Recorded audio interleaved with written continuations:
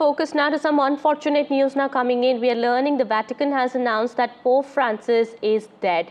Pope Francis is no more. He has died at the age of 88. We are learning, and this announcement comes just a day after he had celebrated Easter, and Vatican has also now announced his demise. Well, just a day before, he had also put out a tweet saying that Christ is risen. These words capture the entire meaning of our existence, for we were not made for death but for life. This was on the day of Easter that the tweet was put out. Well, we are now learning, this is the big update coming in. We are learning big confirmation coming in at the moment. Pope Francis has died on Easter, that is April 21st, 2025. This is what the Vatican has confirmed at the age of 88 at his residence in the Vatican. Well, Pope Francis is the head of the Catholic Church and sovereign of the Vatican city-state, and he is no more. Pope Francis is dead.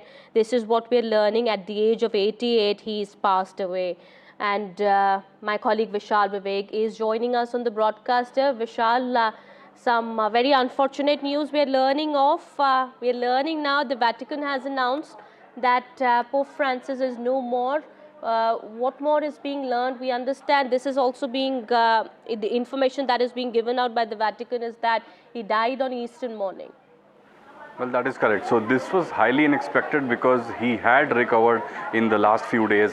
He had been discharged from the hospital.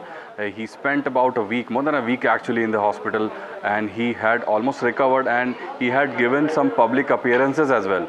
He had gone to a few occasions and he had graced a few places with his presence, but sadly that was not to be, and he has passed away, and this comes amid his meeting with J.D. Vance that happened just a few hours ago. It actually happened yesterday, and this, I mean, Vatican wouldn't have been prepared for it because, as I mentioned, he had recovered and he had almost resumed his public activities. And what is remaining to be seen is who will be the successor. That is the biggest question right now, because the Vatican has a long procedure of choosing its successor, choosing its papal head. So that will be the next part, how and when that happens. It will be a long drawn procedure. There are several people whose names were thrown in when he had gotten ill for the first time.